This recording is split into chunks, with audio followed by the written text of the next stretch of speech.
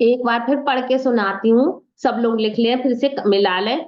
समान ही समान को आकर्षित करता है। हम जैसा भी सोचते हैं, जैसा भी महसूस करते हैं, वैसा ही अपनी ओर आकर्षित करते हैं। अब मैं इसको एक्सप्लेन करती हूँ।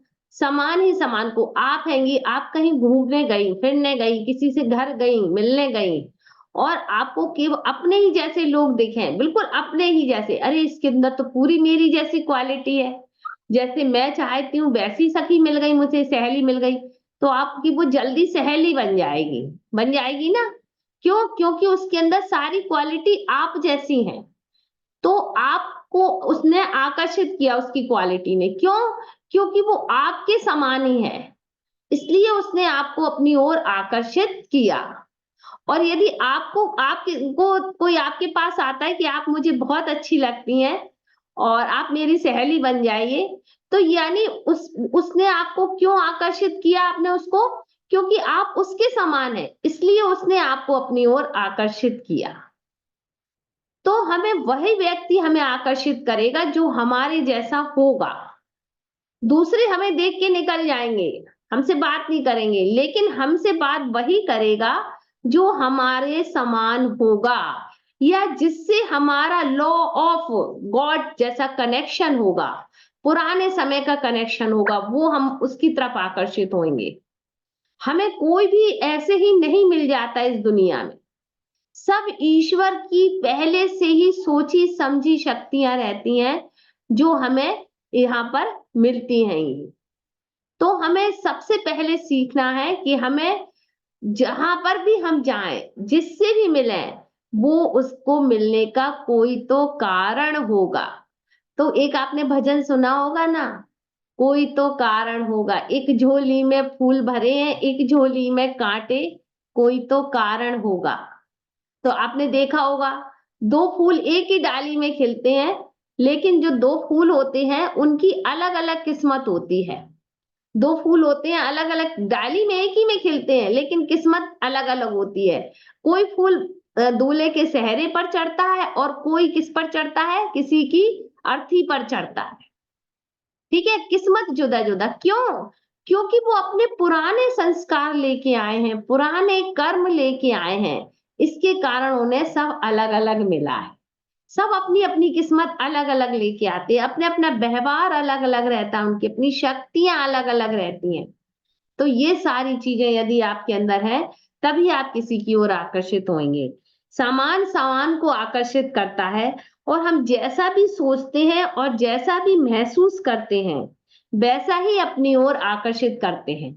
अब मान लीजिए आप महसूस करती हैं, अपने मन में महसूस करती हैं कि मुझे बहुत बड़ा सिंगर बनना है, तो आप किनकी तरफ आकर्षित होंगी? जो गाने वाला होगा उसकी तरफ आकर्षित होंगी, और किसी की तरफ नहीं होंगी आकर्षित।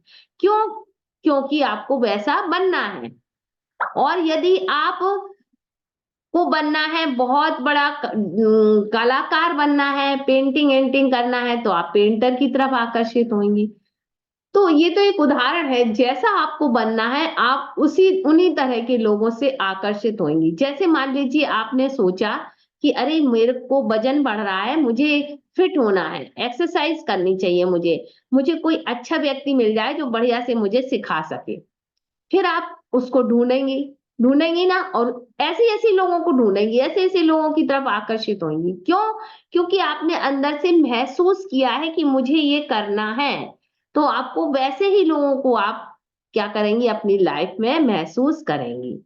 तो ये बहुत बड़ा गॉड का नियम है, रूल है, कि हम जहां पर, हमें वही चीज आकर्षित करती है जो हम महसूस करते हैं। अब आप लोग अपने मन में सोच के बता दीजिए, मुझे सबसे पूछ लूंगी, एक एक पॉइंट सोच लीजिए कि आपने अपने जीवन में कुछ महसूस किया है कि आपको क्या करना है, आपका एम क्या है? कभी बैठ के सोचा है आपने कि बस आप लाइफ जिए जा रहे हैं अपनी, कि बस जीना है, खाना है, पी लेना है, सो लेना है, और बस एंजॉय करना है, ये सोचा है? या आपने लाइफ का कुछ उद्देश्य रखा है? ये आप बताइए, कुछ उद्देश्य है आपकी लाइफ का? बताइए। कुछ उद्देश्य है आपकी लाइफ का, कुछ उद्देश्य रखा है अपने लाइफ में। जैसे बच्चों का उद्देश्य होता है, अभी उन्हें पहली क्लास पास करनी है, फिर पहली में आ गए, फिर उन्हें उद्देश्य रहता है मुझे दूसरी क्लास पास करनी है, फिर मुझे तीसरी क्लास पास करनी है। आपने क्या सोचा है? आपको कौन सी क्लास पास करनी है? और यदि आपने जो सोचा है और वो हो गया है, तो आपने कैसा महसूस किया? जो आपने सोचा है और वो हो जाता है, तो आप कैसा फील करते हैं? अच्छा फील करते हैं ना? भगवान को उसके लिए भी धन्यवाद दीजिए, भगवान मैंने जो सोचा था वो हो गया। भगवान आपको धन्यवाद, भगवान आपको धन्यवाद। मुझे मुझे बिल्कुल अपने जैसी सहेली मिल गई मुझे, जो मेरी देखभाल करती है, मेरी केयर करती है और मुझे दिन प्रतिदिन उसके साथ खुशियाँ मिलती हैं। वो आपकी सहेली है जो आपको दिन प्रतिदिन खुशियाँ दे। वही आपकी सही मायने में सहेली है, वही उसी को ईश्वर ने आपके पास चुनकर भेजा है। लेकिन आपके अंदर वो शक्ति नहीं है कि आपने उसे पहचाना। या वो सखी के रूप में मिल सकती है, या गुरु के रूप में मिल सकती है, या माँ के रूप में मिल सकती है, किसी भी रूप में मिल सकता, कहीं भी मिल सकती है। तो वो शक्ति आप पहचानना सीखिए और उसके लिए आप भगवान को धन्यवाद दीजिए। और वो आपका सगी सखी नहीं है जो आपकी पीठ पीछे बुराई करती है, आपको पीछे आपकी बुराई करने के साथ साथ आपका बुरा करना भी चाहते हैं। तो ऐसे लोगों के लिए भी आपको कोई प्रक्रिया नहीं करनी है, कुछ भी नहीं करना है, ना उनके प्रति अपना मन खराब करना है।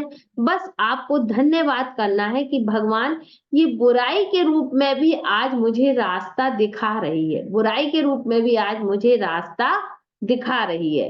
यानी वो बुरा बोल रही है, बुरा कुछ भी कर रही है, भगवान को बस धन्यवाद देते चलो कि भगवान उसने मुझे इस रूप में भी रास्ता दिखाया, तभी तो मैं उठ पाई हूँ।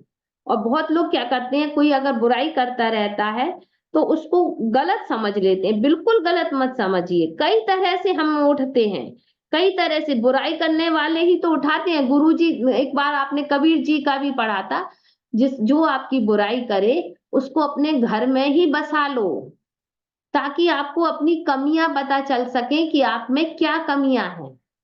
तो ऐसे व्यक्ति को आप अपने घर में बसा लेंगे, तो आपकी धीरे धीरे सारी कमियां क्या हो जाएंगी, खत्म हो जाएंगी। दूसरा पहलू यह है कि हम जो भी भगवान के लिए शुक्रिया करते हैं और हम उनको गिनते नहीं हैं, तो हम अनजाने में ही नकारात्मक चीजों को गिनने के जाल में फंस जाते हैं। जो नकारात्मक शक्तियां हैं उनके जाल में हम फंस जाते हैं, बुरे लोगों के जाल में फंस जाते हैं। कब फंसते हैं हम बुरे लोगों के जाल में? जब हम भगवान को अच्छी चीजों के लिए शुक्रिया नहीं करते हैं, जब हम उन चीजों के बारे में बात करते हैं जो हमारे पास नहीं है, तो हम निश्चित रूप से नकारात्मक चीजों को गिन रहे होते हैं। अब मान लीजिए हमारे पास कोई चीज नहीं है और हम उसको गिन रहे हैं, उसके लिए भाग रहे हैं, तो निश्चित रूप से हम नकारात्मक चीजों को गिन रहे हैं जो है ही नहीं है, जिसका हमारे पास अस्तित्व ही नहीं है, हम उसको गिन रहे हैं। जब हम दूसरों की आलोचना करते हैं, दूसरों की बुराई करते हैं या उनमें दोष ढूंढते हैं, तब हम नकारात्मक चीजों को गिन रहे होते हैं, नेगेटिव बातों को सोच रहे होते हैं। यह तब भी होता है जब हम ट्रैफिक लाइन में इंतजार करते हैं, देर होने होने होती है हमें, और या सरकार हमें पर्याप्त पैसा ना देती है, या हमारी नौकरी जो करते हैं उसका पर्याप्त पैसा नहीं मिलता है, या मौसम की शिकायत करते हैं कभी कभी कि मौसम कितना खराब है, मौसम की शिकायत करने लगते हैं। तो जब हम नकारात्मक चीजों को गिनते हैं तो वे बढ़ जाती हैं बहुत। मान लीजिए आपके पास कोई चीज नहीं है, कोई भी चीज हो सकती है, और आप उसके पीछे पड़े कि हमें ये चाहिए, ये चाहिए, आपका स्ट्रेस का लेवल और बढ़ जाएगा और परेशानी में आ जाएंगी आप, और मुश्किलों में आ जाएंगी। और आप और शिकायत करती रहेंगी और अपने चारों ओर नकारात्मक चीजों को इकट्ठा कर लेंगी, गिन लेंगी। तो वे बढ़ भी जाती हैं, लेकिन उससे भी बड़ी बात यह है कि हमारी जो गिनी हुई हर नकारात्मक चीज उन नियामकों को रद्द कर देती है। और जो समझ में आ रहा, सबको फिर और अच्छे से समझा रही हूँ। जो चीजें हमारे पास नहीं होती हैं, हम उनके लिए भागते रहते हैं और उनको गिनते रहते हैं कि हम पे उंगलियों पे हम पे जे नहीं है, जे नहीं है, जे नहीं है। और जो है हमारे पास उसको हम खो देते हैं। ये बिल्कुल जीवन का सत्य है। जो चीज हमारे पास नहीं है उसको हम भाग रहे हैं, और जो है उसकी हम लोग केयर नहीं कर रहे हैं। जो हमारी ओर आ रही होती हैं उनको भी हम रद्द कर देते हैं। मैंने भगवान को शुक्रिया गिनने और नकारात्मक चीजें गिनने दोनों को आजमा कर देखा है। अगर आप बार बार भगवान का शुक्रिया करिए, जो चीज आपको मिली है इसको भी आजमाइए, और जो चीजें आपको नहीं मिली हैं उसके लिए भागिए। दोनों तरह के लोगों को देखिए, आप दोनों में आपको अंतर दिखाई देगा। आप खुद भी आजमा कर देखिए। और मैं आपको बिल्कुल बिलीव दिलाती हूँ, विश्वास कर दिलाती हूँ कि आपको नियमित गिनना ही जीवन में स्मृति पाने का एकमात्र तरीका है। आप चाहती हो आपकी लाइफ में मैजिक होए, आप जो सोचें वो हो जाए, वो तभी संभव होगा। जो आपको मिला है उसके लिए आप भगवान का धन्यवाद दीजिए। तो हर छोटी बड़ी चीज का जो भी आप धन्यवाद देती हैं वो आपको आगे बढ़ाकर ले जाता है, आपका जीवन खुशहाल बनाता है। बस मेरा यहीं पर आज का टॉपिक खत्म हुआ है। आध घंटे का मेरा एक टॉपिक एक दिन छोड़कर एक दिन रहा करेगा, 2:30 बजे से रहा करेगा, इतना ही रहेगा। और आप बता दीजिए, आपको थैंक यू वेरी मच। आपने मुझे सुना और आपने मुझे समझा। तो एक व्यक्ति ने अपने गुरुजी से पूछा कि गुरुजी, सामने वाले व्यक्ति के पास कितना भरा पड़ा है और भगवान उसे देता ही जा रहा है, देता ही जा रहा है, देता ही जा रहा है, और मेरे पास ढंग के कपड़े तक नहीं है और भगवान मुझे कुछ भी नहीं दे रहा है। तो एक मूसा जी थे, वो गुरुजी थे। उन्होंने कही उन दोस्त ने कही, गुरुजी आपकी तो भगवान बहुत सुनते हैं, आप भगवान से जो कहते हैं भगवान सुन लेते हैं। तो आप भगवान से कहिए कि उसको देना बंद कर दें और मुझे देने लगे, क्योंकि उसके पास तो ऑलरेडी इतना सारा भरा पड़ा है, मेरे पास तो कुछ नहीं है। तो वो बोला कि गुरुजी बोले कि ठीक है, मैं उससे बोलता हूँ। तो गुरुजी ने उस व्यक्ति से कही, क्यों तुमको इतना सब हैगा, तुम क्यों भगवान से मांगते हो? वो कह रहे, मैं नहीं मांगता हूँ भगवान से, तो फिर तुम्हारे पास क्यों इतना है? वो कहते, कुछ नहीं, मैं तो शुक्रिया करता हूँ। फिर गुरुजी ने भगवान से कही, भगवान आप इसे इतना क्यों देते हो, अब उसे देना बंद कर दो। तो भगवान ने कही, जिस दिन वो शुक्रिया करना बंद कर देगा मुझे, उस दिन मैं उसको देना बंद कर दूंगा। जिस दिन वो शुक्रिया करना बंद कर देगा मुझे, उस दिन मैं उसको देना बंद कर दूंगा। तो ये आपको इस स्टोरी से क्या समझ में आता है? जिनके पास बहुत होता है, भर भर के होता है, वो उसके लिए भगवान को शुक्रिया करते हैं। भगवान धन्यवाद कि आपने मुझे इतना सब दिया, भगवान धन्यवाद आपने मुझे इतना सब दिया, भगवान आप धन्यवाद आपने मेरे हाथ ऐसे किए, भगवान धन्यवाद आपने मेरे हाथ ऐसे नहीं फैलाए किसी के आगे, भगवान धन्यवाद आपको। और जो फिर उस व्यक्ति से पूछ कहा, तुमने तो कभी भगवान को धन्यवाद दिया ही नहीं है, तुमने तो कभी भगवान को धन्यवाद दिया ही नहीं, तुम तो शिकायत ही करते रहे कि मेरे पास एक ही जोड़ी कपड़े हैं, भगवान तुम देते नहीं हो, मेरे पास एक ही छोटा सा घर है, मुझे बड़ा घर नहीं देते हो, तुम शिकायत ही करते रहे भगवान से, इसलिए भगवान तुम्हारी सुनते नहीं है। ये बात भगवान ने मुझसे कही है, गुरुजी ने उस आदमी से कहा, क्योंकि वो गुरुजी उनके भगवान से बात कर लेते थे पूरी। तो यहाँ पर आज से ये है कि हम जब भगवान को डेली धन्यवाद धन्यवाद कहना सीख जाएंगे तो हमारे जीवन में कभी भी कोई कमी आएगी ही नहीं। आप लोग देखना, बहुत से लोग होते हैं जिनके पास सब कुछ होता है, सब कुछ होता है। मैंने बहुत देखे लोग, और वो कहते हैं हमारे पास तो कुछ है ही नहीं है, हमारे पास तो कुछ है ही नहीं है। तो कुछ है ही नहीं, अच्छा है तुम्हारे मुंह से निकला है कुछ है ही नहीं है, तो अब कुछ रहेगा भी नहीं तुम्हारे पास। तो और जो लोग, बहुत लोग को आपने मुंह से कहते सुना होगा कि अरे हम पे तो बहुत है, हमारी हम अपने घर की कहानी सुनाते हैं आपको। मेरी मम्मी और मेरी बुआ संग रहते थे, मतलब ऊपर बुआ रहती थी, नीचे मम्मी रहती थी, हम बहुत छोटे छोटे थे। तो मम्मी आई लोग छोटे में बताती रहती ना अपने बच्चों को, तेरी बुआ ऐसी है, तेरी बुआ।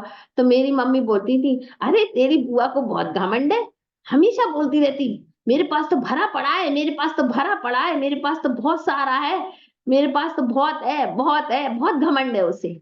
लेकिन अब मुझे समझ में आ रहा है कि वो ज्ञानी थी, ज्ञानी थी, वो बहुत ज्ञानी थी। मैंने मेरे जीवन में जितने भी मैंने जो सीखा है, उन्हीं को, छोटे से मैंने उन्हीं को देखा है, उन्हीं को सीखा है। बहुत मुझे, मेरे ऊपर उनका असर बहुत पड़ा है, मेरी बुआ का। क्योंकि वो गायत्री परिवार से उनने मुझे छोटे से ही जोड़ दिया था। गायत्री माता की मुझे किताब दे दी थी, गुड्डी तुम्हें इसे 5 बार डेली पढ़ना है। तो मैं 5 बार उसको डेली पढ़ती थी, उनकी हर बात मानती थी। मतलब मुझे 5 बार गायत्री चालीसा पढ़नी है तो पढ़नी ही है, उनकी बात मैंने कभी भी नहीं काटी। और गुड्डी आज तो मैं कलश यात्रा में चलना है, हाँ हाँ, हम स्कूल नहीं जाएंगे, कॉलेज नहीं जाएंगे, आपके संग कलश यात्रा में चलेंगे। तो वो पूरी तरह भगवान से जुड़ी रही थी। उनका मतलब उस समय में सिलाई स्कूल चलता था। तो मेरी बुआ जी पर किसका असर पड़ा है? मेरी दादी का असर पड़ा है। मेरी दादी चाइल्ड स्पेशलिस्ट थी, डॉक्टर थी, बहुत बड़ी, मतलब बहुत, गांव में हजारों लोग उनके पास दवा लेने आते थे। बहुत उनका हाथ इतना अच्छा था कि एक बार इसमें ही मरीज ठीक हो जाता था। दूर दूर से गांव से लोग आते थे। तो वो दादी पर, वो बुआ पर दादी का असर बुआ पर पड़ा, अब बुआ का असर मुझ पर पड़ा, पूरे वैसे ही वो मैं बोलती हूँ जैसे वो बोलती हूँ। तो ये सारे हमें, सारे संस्कार कहाँ से मिलते हैं? अपने घर वालों से ही मिलते हैं। मम्मी का नहीं पड़ा मेरे पे, पापा का पड़ा है असर बहुत। पापा भी मेरे बहुत बोल्ड थे, बहादुर थे। तो ये सारा असर हमारे इस पर पड़ता ही है। अब मुझे ये बात समझ में आती है कि मेरी बुआ सही बोलती थी कि मेरे पास तो बहुत भरा पड़ा है, अरे भाभी मुझे क्या कमी है, मेरे पास तो सब है। तो मम्मी उस समय बहुत चिढ़ती थी कि ये बहुत घमंडी है, हरदम कहती रहती है कि मेरे पास सब कुछ है, सब कुछ। लेकिन वो बिल्कुल सही बोलती थी। हमें कभी भी नहीं बोलना है कि हमारे पास कुछ भी नहीं है। हमारे पास सब कुछ है भगवान का दिया हुआ, जो होना चाहिए, जिससे हमारे पूरे खुश रह सकते हैं हम जीवन में, हैप्पी रह सकते हैं, वो हमारे पास सब कुछ है। जब हम भगवान का धन्यवाद करेंगे, हे भगवान आपका कोटि कोटि धन्यवाद कि आपने हमें सब कुछ दिया है, सब कुछ दिया है, हमारे पास सब है, आपका धन्यवाद। जब आप रात में ये 7-10 बातें लिख लेंगी, जो भी आपका पूरा दिन में हुआ है, वो आप मुझे